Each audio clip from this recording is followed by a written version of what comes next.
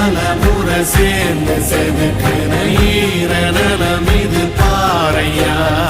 வாழும் வரையிலும் நீயும் விதைக்கிற கடமை இருக்கு கேளையா.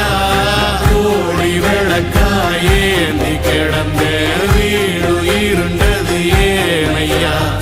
மாட விளக்கா நீயும் வரத்தா வீடு ஏங்கி இருக்குதையா. எத்தனை சாமி வந்ததையா, இது எந்தெந்த சாமி தந்ததையா. எத்தனை பாட்ட சொன்னதையா, அத சுத்துற பூமி கண்டதையா. அடிச்சு வீசும் காத்திலையும் அந்த தகப்பனாச சுத்துதையா. வெடிச்சு பூக்கும் வேலையிலும் ஒரு வம்சத்து கதையே உள்ளதையா.